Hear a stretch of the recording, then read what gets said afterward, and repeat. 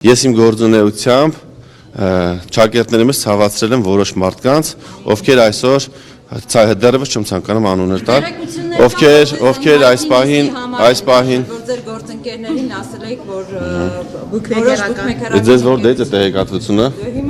այդ նույն մարդն ասել ում պատվերով գրել եք հոդվածը։ Դուք կարգից ես հրավիրեք,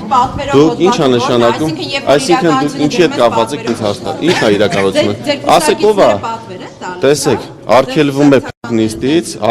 փակ նիստից արտահոս կապահովել, ուր մնաց նաև պատվեր տալ, բայց դա արտահոս չի, դա պատվեր է, որի հետևից կգնանք, հիմա անդրադառնանք մյուս հարցին,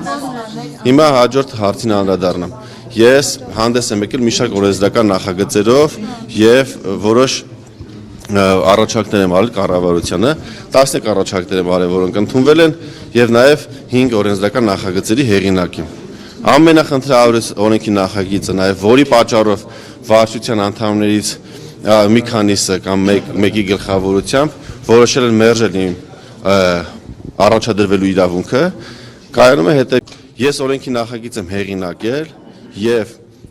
Սկզբնական շրջանում դրան դեմ է եղել ֆինանսների նախարարությունը, պետական եկամուտների կոմիտեն, խոսքը վերաբերվում է օնլայն կազինոների հարկերը կրկնապատկելուն։ Օրենքը ընդունվեց շատ բուռն քննարկումների արդյունքում, քննարկումներից մեկի արդյունքում, որը տևել է 2 ժամ, ես երկար ելույթ եմ ունեցել եւ բերել եմ բոլոր հիմնավորումները, թե ինչու պետք է մենք բարձրացնենք բուկմեքերական ընկերությունների հարկերը,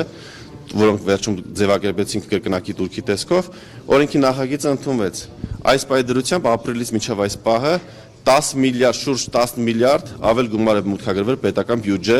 ասեմ, այո, հենց այդ նախագիծը, այո։ Ենթադրենք մի վարչության անդամ, բայց մյուսները Հիմա թույլ կտաք շարունակեմ։ Հիմա ըստ նախագծի տրամաբանությամբ 1 տարվա ընթացքում 13 միլիարդ դրամ կամ մոտավորապես 33 միլիոն դոլար կներեք ավել գումար է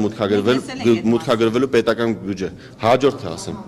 Ինչ խնդիր է եղել։ Հիմա ասեմ, ըստ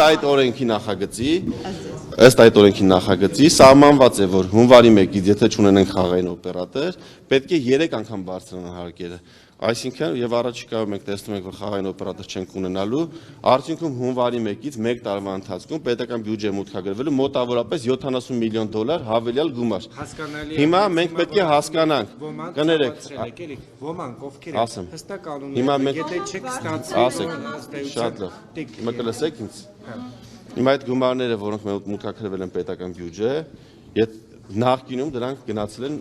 այդ մարդկանց գրպանները, ովքեր որ այդ խոշոր ընկերությունների սեփականատերերն են եւ միլիարդատերեր են։ Այդ կապ ունեն, պարոն Սարգսյան։ Իհարկե ունեն եւ այդ գումարները հիմա եւ որ ժամանակ կգա կասեմ։ Նիկոլ Փաշինյանը մտնում է։ Իհարկե ոչ։ Ով է մտնում այդ դեպքում։ Չի կարող նման բան լինել։ Ես կներեք կարող եք լսել իմ հարցը։ Եթե ավել 70 միլիոն դոլար այս ընկերությունները գումար են տալու պետությանը, որից մի մասը արդեն տվել են, ինչ է ստացվում, որ իրանք ունեն խնդիր լրջագույնս իդեմս падգամավոր Սարգսյան Հայկի, ով բարձրացնում է այն հարցերը, որոնք որ մեր հանրությանը հուզում են, որտեղ այսօր խաղամոլությունը, թմրամոլությունը եւ քրեական բարքերը ամենաշատն են ցավացնում եւ հուզում մեր հանրությանը։ Ես այդ հարցերը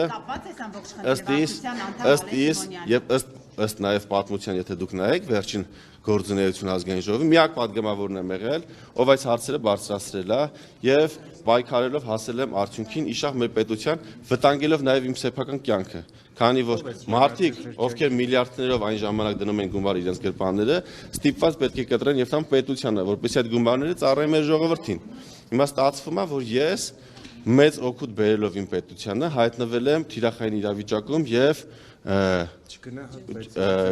վարչության որոշ անդամներ մեր մասից չեն գնահատում իմ գործունեությունը։